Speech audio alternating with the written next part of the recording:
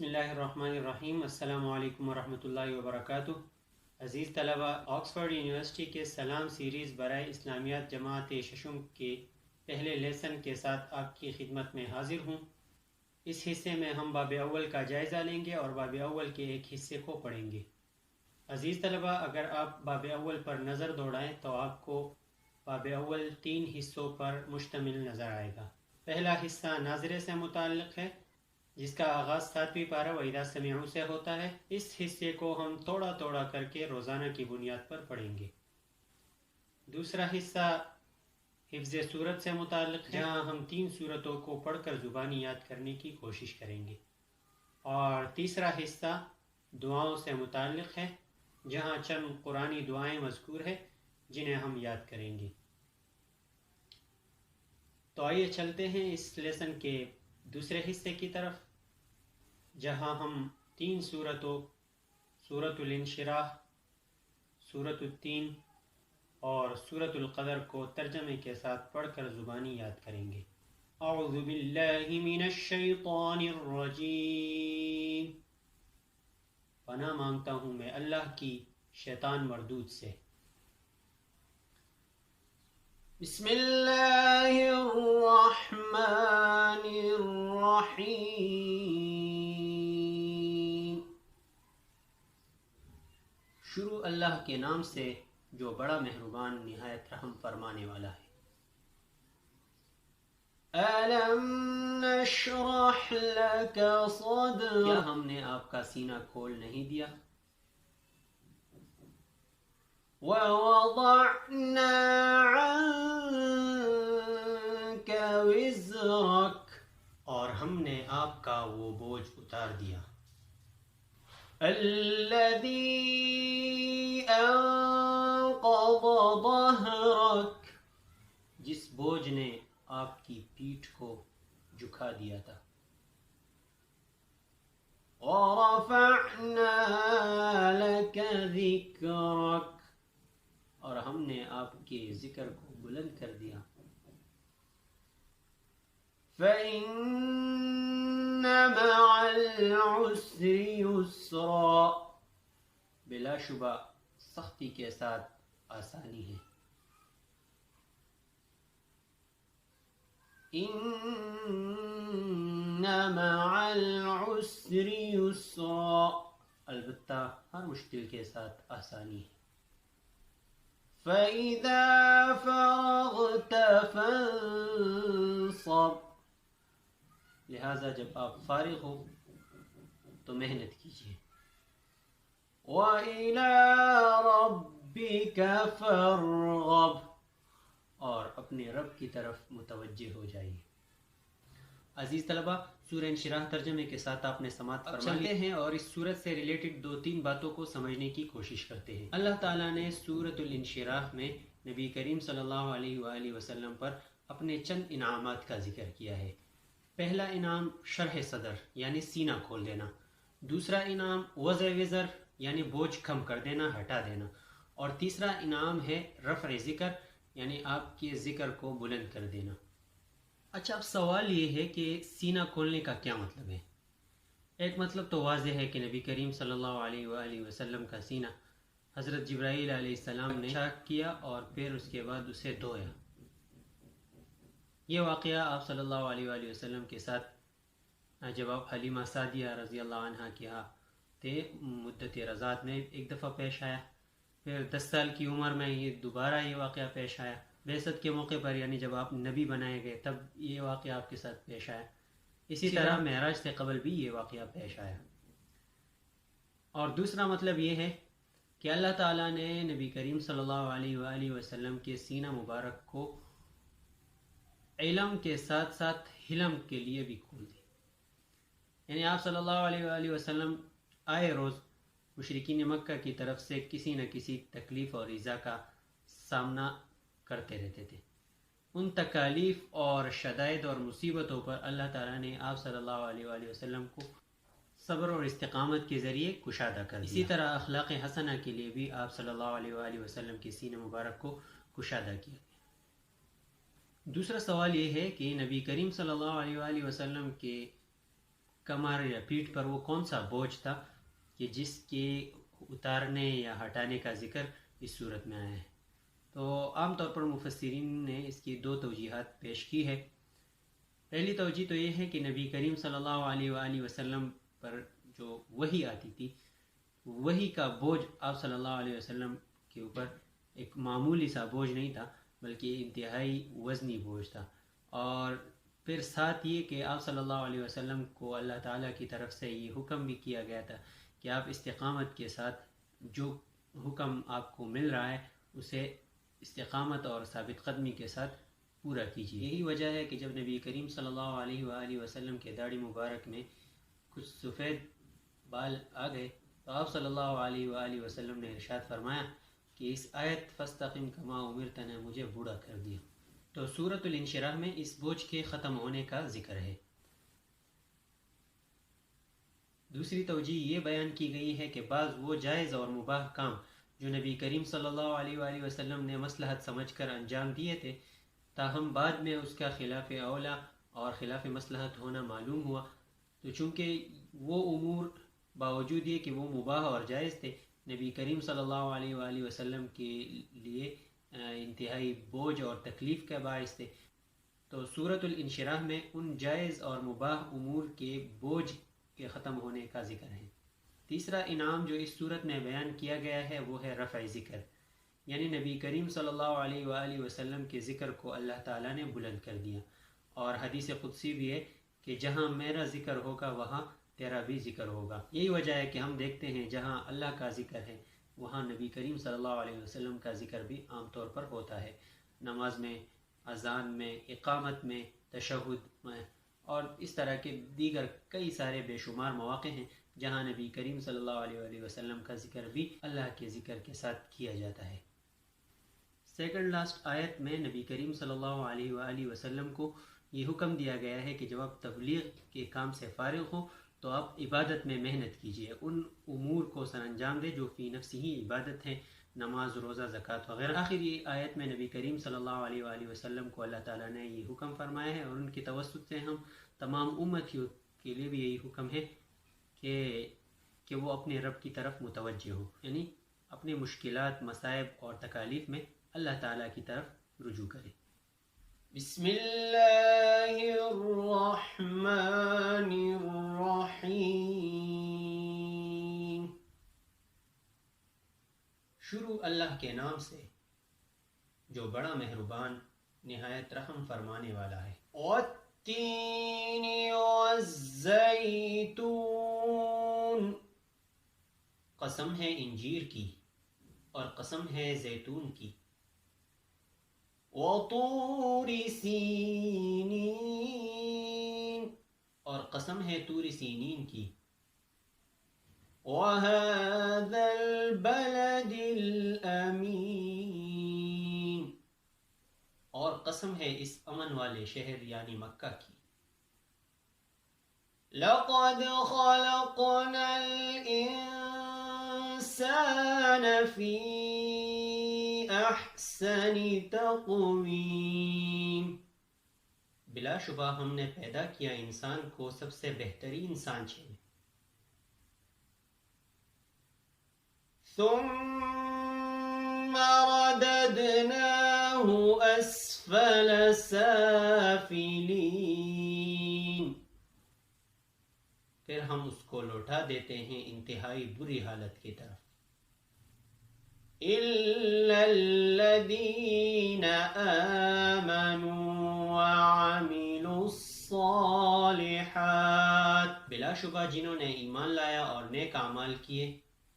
فَلَهُمْ أَجْرٌ غَيْرُ مَمْنُونٍ، تو ان کے لیے نہ ختم ہونے والا اجر ہے. فَمَا يُكَذِّبُكَ بَعْدُ بِالدِّينِ، بس کیا چیز ہے وہ جو اب بھی تمہیں روز جزا کا منکر بنا رہی ہے. أَلَيْسَ اللَّهُ بِأَحْكَمِ الْحَاكِمِينَ، کیا اللہ تعالیٰ حکم اور فیصلہ کرنے والوں میں سب سے بڑھ کر نہیں ہے؟ عزیز طلبہ، سورۃ التین آپ نے ترجمے کے ساتھ سماعت فرما لیا. اب چلتے ہیں اور اس صورت کی مختصراً وضاحت کرتے ہیں۔ اس صورت میں اللہ تعالیٰ نے 4 چیزوں کی قسم کھائی ہے، 3 یعنی انجیر کی، زیتون کی، طور سینین طور پہاڑ کی، اور بلد امین یعنی مکہ مکرمہ کی۔ اب سوال یہ ہے کہ اللہ تعالیٰ نے انجیر اور زیتون کی قسم کیوں کھائی؟ انجیر اور زیتون کی قسم کھانے کی وجہ یہ ہو سکتی ہے کہ یہ 2 پھل انتہائی بابرکت ہے اور انتہائی فوائد کے حامل ہے، اور طبی طور پر ان کو مختلف بیماریوں کی دوا کے طور پر استعمال کیا جاتا ہے۔ یا پھر دوسری وجہ یہ ہو سکتی ہے کہ ان دونوں کو ذکر کر کے دراصل وہ جگہ مراد لی گئی ہو جہاں ان دونوں کی پیداوار انتہائی کثرت سے ہوتی ہے، اور ایسی جگہ جہاں زیتون اور انجیر کی پیداوار کثرت سے ہوتی ہے وہ ہے ملک شام، جو کہ انبیاء علیہ السلام کا معدن اور مسکن ہے، جہاں انبیاء علیہ السلام پیدا ہوئے۔ دوسری آیت میں طور سینین کا ذکر ہے۔ طور تو پہاڑ کا نام ہے، اور سینین یا سینا اس جگہ کا نام ہے جہاں طور پہاڑ واقع ہے۔